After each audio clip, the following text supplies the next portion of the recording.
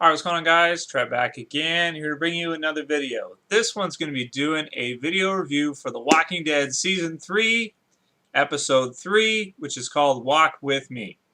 Now, right off the bat, I want to say this review is going to contain spoilers, so if you haven't seen it yet, go watch it first, come back, watch the review.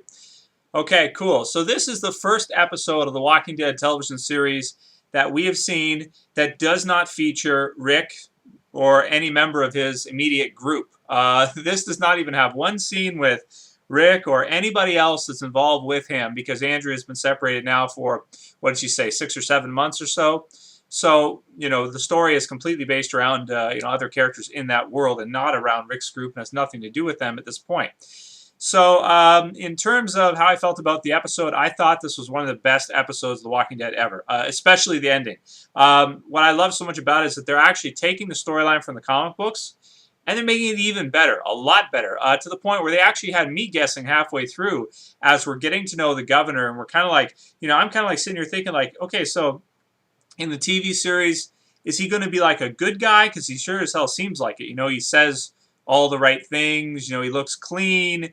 The city looks so clean and nice, and everybody looks like they're all friendly and living a pretty nice lifestyle. Nobody seems like they're oppressed or anything of the sort. He's treating them. He's treating Andrea with his doctor that he has, Dr. Stevens, and she's doing a good job at that. And tells them they can leave whenever they want, this kind of thing, and just seems like a really nice guy. And then, of course, at the end of the episode, we get the twist, which was a wonderful twist in that we kind of figure out that the reason why the governor is able to have all these things is because he is sort of like a scavenger. And what I mean by that is and to the next degree, too, he'll actually kill people to take what they have, to forcefully take either, food, weapons, anything. And it seems like he's got it down to just about a science. Like he drives up in the car, he's got the white, what was it, like a cloth or handkerchief or, something like that.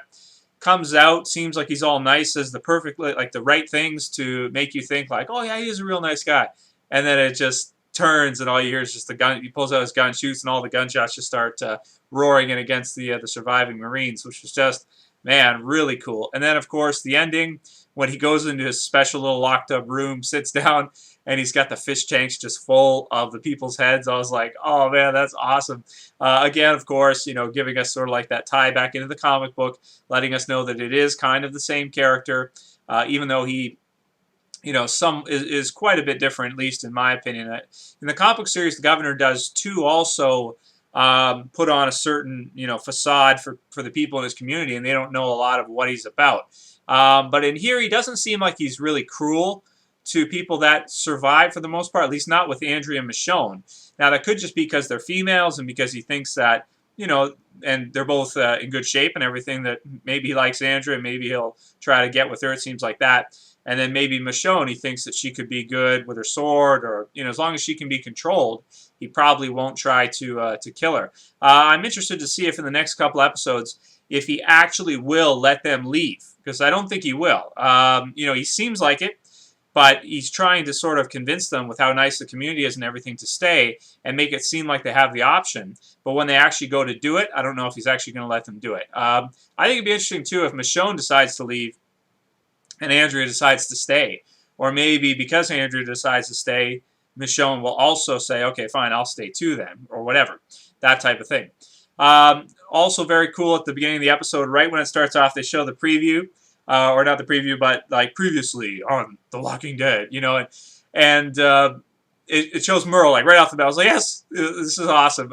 Way back from season 1, something that we barely saw him at all in season 2. He was just a figment of Daryl's imagination, which was also cool. But it was nice to have him actually come back in the series, and it just sort of ties back into the beginning and makes it feel really, like it's all one big story. So that was pretty cool too. I like the effects on his hand, which was cut off. I like the whole metal thing that protects it, and the sword that he had connected to it that he used to kill that one zombie effortlessly, which was cool too. And the fact that he can also shoot an assault rifle with one hand, without having the other hand. It seems to be very accurate at it. 2 or 3 headshots, right? Right in a row like that at the one gate. So that was really cool too. I like the the conversation that he has between Andrea and himself, and sort of Michonne too, where Michonne's funny because she's just looking at everybody like they're evil, like she doesn't trust anybody, which is and she's right too. Now that's the thing, is that we know, but Andrea doesn't know that she is. But so that's another interesting development. So I assume she's probably going to want to leave soon, but we'll see if the governor actually lets her do that. Okay, so moving on from there, the helicopter was cool. Now that we actually got to fully see everything, we've seen it in trailers, but it all looked good, and also that it was kind of explained later on that it wasn't shot down. It was just messed up pretty badly, and the herd or whatever attacked them, and it just ended up going down. Simple as that. Cool effects in the episode too, like the one soldier that came out of the helicopter that has body, cut in half. Like, man, that looked really realistic with the legs on the other part and then the upper body. Great effects in the episode. Michonne's pets, we got to see them in pretty much sort of like a closer look than we were used to seeing them in the past, in the first last couple episodes, and they look really good. The effects on their faces and everything, as well as the fish tanks with all the different heads on them and the eyes moving around. That was just trippy, man. Really, really trippy.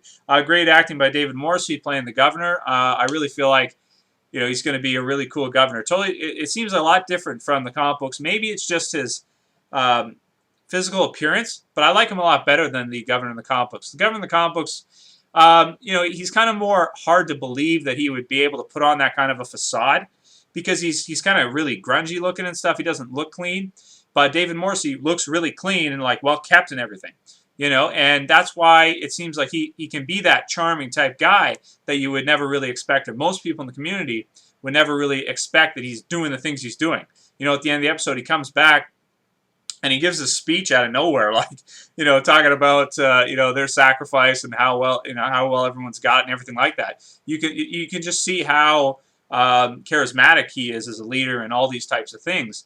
And really, he's really messed up behind the scenes, but nobody really knows it. And you wouldn't guess it either as watching it either, unless you read the comic book and you just were watching this for the first time. You probably have no idea that he's a villain. He seems like a good character right up until the end. So that's that. Let's see what else we got here.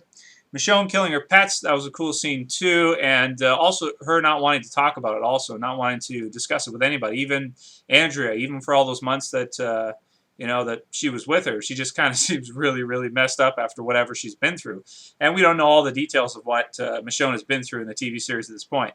It hasn't all been explained yet, so we don't really know. So that was cool too. Let's see. Merle mentions that the governor did in fact find him. So that was pretty cool development too, because now we finally get some closure to the fact that he was there, and he maybe got a little bit, but the governor's group found him and rescued him, so to speak. So that was kind of interesting too. Really cool to hear that, because I've always kind of wondered what happened with him after we saw him in the second episode of the first season. So that was good. Let's see here. Woodbury's got 73 people. That's crazy, because if you think about Rick's group, they've got like 10 people, or like less than 10 people. So Woodbury's 7 times the size or more of Rick's group. I mean, it's going to be really tough for Rick to have to go up against that, because out of those people, a lot of them are going to be males, and a lot of them are going to be able to fight if it comes down to it. And also, as soon as the governor hears that Rick's got a prison like that, he's going to want to take it. If he attacks all these military guys, especially ones with their shirts off that are all buff and shit, Rick's group's going to be like, he's going to attack them like right away. If he's willing to attack these military guys that have like rocket launchers on their freaking Jeeps and shit, they all have like M16s. Rick's group, he'll be like, oh my God, he won't be able to help himself. He'll go right after it. So that'll be fun to see. All right. And, just really a governor episode, and he's a badass MFer at the end. Really, really cool stuff. I like the psychology of how he presents himself charismatically, but behind the scenes, he's obviously messed up. Something's not right, that's for sure. And Andrea seems to like him. It seemed, well, we all know, I mean, we saw the scene with Shane the second season.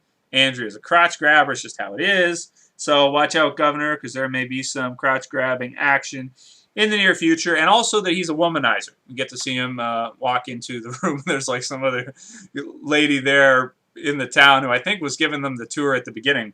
Anyway, so I'm going to give this episode a perfect 10 out of 10. I thought it was amazing. It had Awesome character development. It was exciting. It was refreshing to see like a break from the normal group, you know, like to get to see another group there. Really refreshing, because it's kind of like the question is, how would The Walking Dead work out if you didn't have Rick in it? Well, this episode kind of showed that you don't necessarily have to have Rick to have The Walking Dead. That's what I've been kind of saying for a while. They could do it. If they wanted to kill Rick, they could kill Rick. It's possible. And as long as Kirkman's doing it, I think it'll still be good. So yeah, perfect episode, awesome. Can't wait for next week's, and I'm excited to see the rest of the season where they're going to be, you know, switching back and forth. So going from, you know, having some scenes with the governor and some episodes, and the rest with Rick's group, and kind of cutting back and forth, you know, to see what happens between the two. Season 3, man, is off to a stellar start. Season 2 was not this good at the beginning. I got to say, it wasn't. The stuff with Shane was cool, yeah, but it wasn't this good at the beginning. No way. Anyway, that's it for this video, guys. I'll see you next week for episode 4. This is Trev. Stay in peace. Actually, I'll be doing my episode 4 predictions pretty soon. Now, this is Trev. Stay in peace.